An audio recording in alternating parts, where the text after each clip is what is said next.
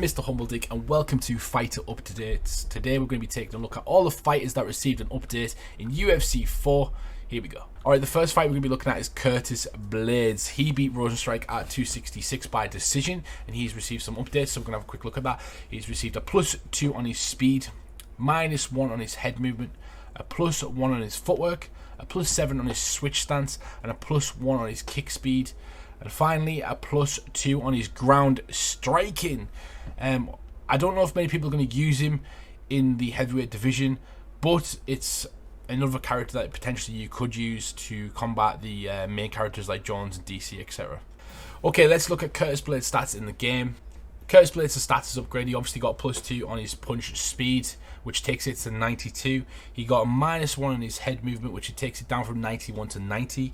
He got a +1 on his footwork, which takes it to 91 from 90.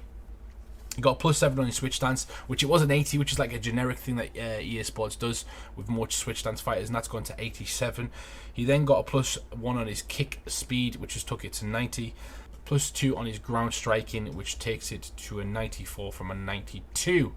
I don't know if I'm going to be using Curtis Blaydes, but he looks like a decent character, especially with that top control and them takedowns of 96. So great upgrade for Curtis Blaydes and Curtis Blaydes fans.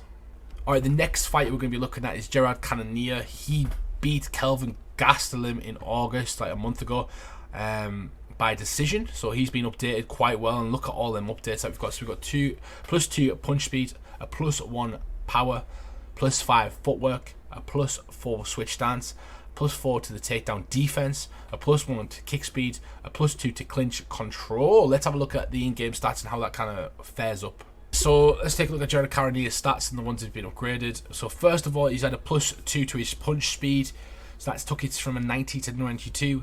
His power has gone up from a 97 to a 98. Jesus, that's crazy. A +5 to his footwork, so it's now a 91 from a 86, sorry. And his switch stance has gone up from an 88 to a 92 with a +4. His takedown defense has gone from an 87 to a 91. His kick speed has gone from an 89 to a 90. His clinch control has gone from an 87 to an 89. Cannonier looks like a usable character now at middleweight. He looks like somebody that I'd actually try and compete with Robert Whittaker with. He's literally got brilliant stats, and that punch power of 98 is dangerous. It'll be interesting to see how he kind of copes in the striking department with the likes of Israel Adesanya, Yoel Romero, and Robert Whittaker, especially with the dexterity in that middleweight division. I'm kind of excited to kind of use this character now, so it's going to be super interesting. Alright guys, so the next one we're going to be looking at is Brunson. Obviously this guy's been on a tear. I'd like to correct myself there. It's blonde Brunson, right? This guy's been like a mystical character since he dyed his hair blonde. He has a win over Darren Till, and he's just been on a tear. This guy's nothing but impressive at the moment. Honestly, I didn't rate him, especially after Israel Adesanya knocked him out, and I think that's the same with many people, and he's kind of found his home. He has got a +3 on his submissions for submitting Darren Till, a +2 in his ground striking, a +2 on his clinch control, a +1 on his chin, and a +1 on his recovery. Let's have a look how that stacks up in the game. Alright, we're going to look at Brunson and how he stacks up with his stats in the middleweight division. I said it a second ago and I wish I'll say it again. I wish he was blonde, because that would have been crazy if they just updated his hair to the blonde Brunson, because this doesn't feel like I'm playing with the updated version of Brunson. But let's have a quick look at it. So none of his stand-up striking stats have been upgraded. It's going to be his submission stats. So he's gone from an 86 with his submissions to an 89, so people could be able to use him, especially top tier fighters would be able to use Brunson now. Ground striking has gone up from a 91 to a 93. His clinch control has gone up from a 90 to a 92. And then in his health, his chin has gone from an 89 to a 90, and his recovery has gone from an 89 to also a 90. So I wonder if anyone's going to be using Brunson in the chat. Let me know. Post it in the comments if you think Brunson's a usable character now. He does have a lot of good stats, but against like a Cannonier that we just looked at, or a Robert Whittaker, it kind of doesn't stack up to the meta of this game. But he's getting there, right? If he beats one more person, the sky's the limit for Brunson at the moment. Now we go to the ruthless one, Robbie Lawler, an absolute legend who fought Nick Diaz in the last UFC card. he has been upgraded significantly. Look at this. He's got +1 on his punch speed, +1 on his power, +2 on his accuracy, +2 on his block, +2 on his takedown defense, +3 on his kick power, +2 on his clinch control, +1 on his cardio, and +2 on his legs. Let's have a look how that stacks up in game. Okay, so Robbie Lawler's stats have been upgraded significantly. His punch speed has gone from a 93 to a 94, and that looks incredible. Punch power has gone from 92 to a 93.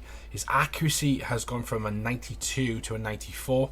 His block has gone from a 94 to a 96. His takedown defense has gone from an 88 to a 90.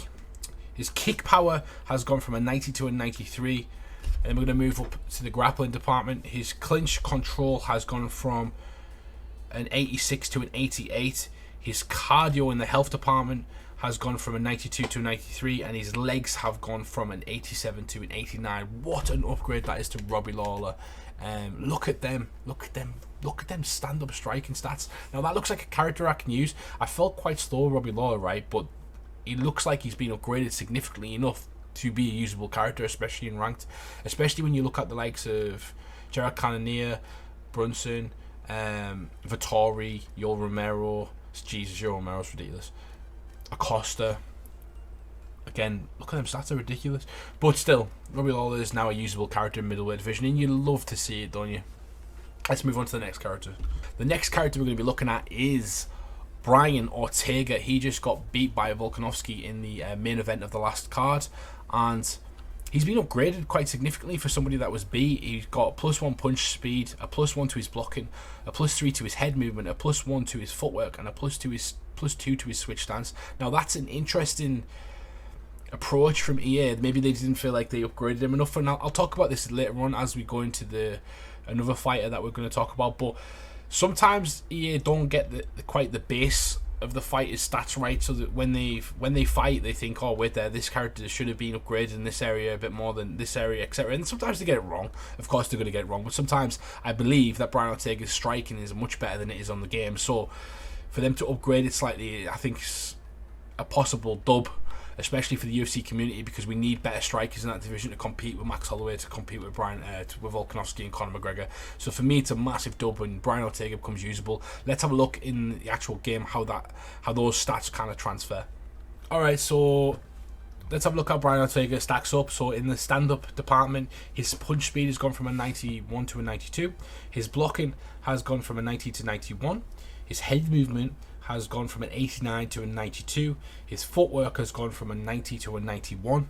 His switch stance has gone from a 94 to a 96, which is very interesting considering he's a grappler. He's got really good switch stance ability in this game. Now, Brian Ortega, up there with the best of them. I'll definitely be using him to try and compete with the likes of Max Holloway and Conor McGregor, and I'm probably going to be rage quitting a lot. I've been really angry a lot because, you know, them characters are OP as hell. But yeah, let's move on to the next one.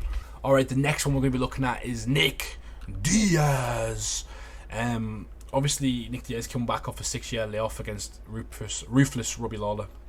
As we've seen earlier on, the upgrade that ruthless Robbie Lawler got was at Nick Diaz's hands.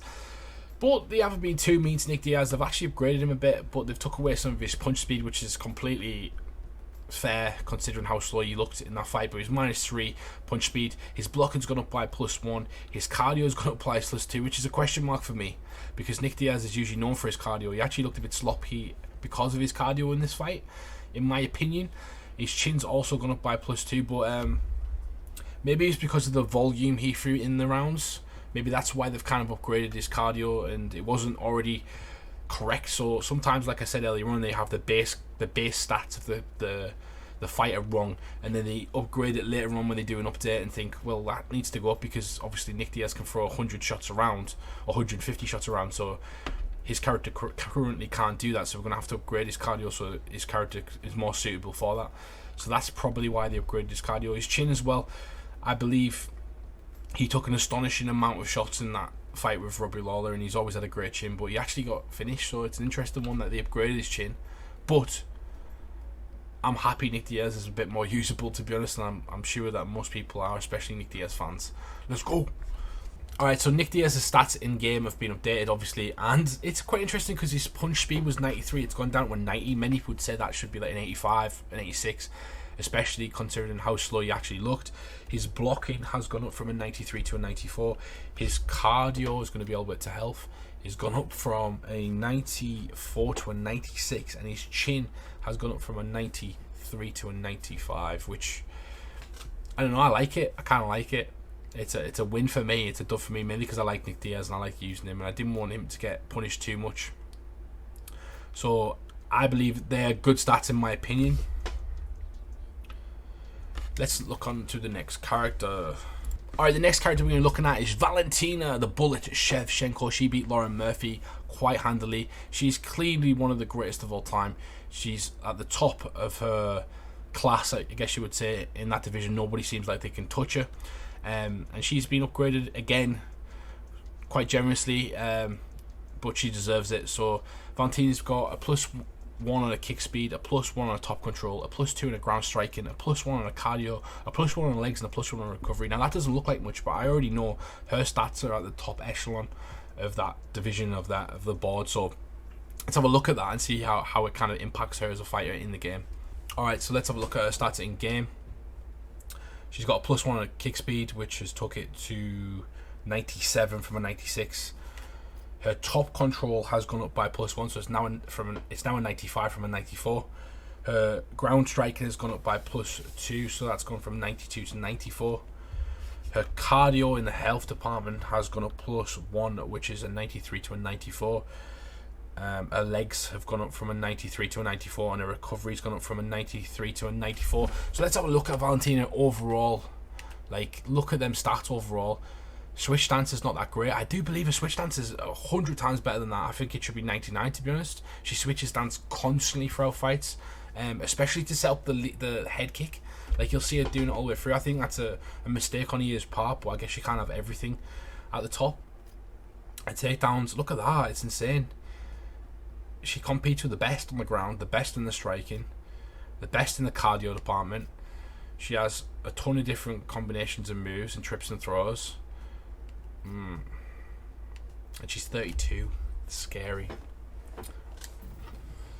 Well, it looks like nobody's going to be touching Valentina for a while. I do like using Joanna, though, so it'll be interesting how she stacks up against Joanna. But she seems like she's a clear, out there character to use in that division. But we'll see how it kind of uses in rank, because not many people, I don't see a lot of people using Valentina. I always see them using Joanna Jędrzejczyk, so it'll be interesting to see how she's used. The last character we're going to be looking at is Volkanovski. He defeated Brian Ortega in spectacular fashion. He got finished a few times in them submission positions, but he has been upgraded significantly again in that division. And let's have a look at them stats. So he's had a +15 to his switch stance, a +1 to his top control, a +15 to his switch stance, by the way, is insane, because it's took him from an 80 to a 95. I don't know that by not looking at it, but I'm guessing it's an 80 to a 95, or maybe even higher. His sub defense has gone up by +5. His ground striking has gone up by +2. His cardio has gone up by +1, and his recovery has gone up by +1. So very interesting stats by Volkanovski. He's going to be an incredibly good usable character in featherweight division, as he already was anyway. But let's have a look how that fares up in the actual game. Alright, so Volkanovski has had a +15 to his switch stance, like I said, an 80 to a 95. That's a base stat that they usually put on people. I don't understand how it was on Volkanovski, but he's now got a 95 switch stance, which is really good. You can use that character in switch stance. His top control has gone from a 92 to a 93. His sub defense has gone from a 90 to a 95, which is really interesting. His ground striking has gone from a 92 to a 94. Jesus. His cardio's gone from a 97 to a 98, which is insane. And his recovery has gone from a 95 to a 96. So everyone who's already complaining about Volkanovski's recovery, saying that he's ridiculous, he recovers really good between rounds, now you got to deal with it a bit more. His stats are all in the 90s in the echelon. Look at that health stats, they're insane. I mean, his submissions aren't the best, but you're not going to try and submit people with him. His clinch striking's not the best, but you're not going to try and clinch strike with him. And then everything in that is above the 90s, which is insane. So Volkanovski, a true champion in the featherweight division, and a very usable character for people. This has been a fighter update. I hope you've enjoyed it. Do hit me up to hit that like and subscribe button if you've found this useful, and I will be back with another video soon. I appreciate you guys. Bye.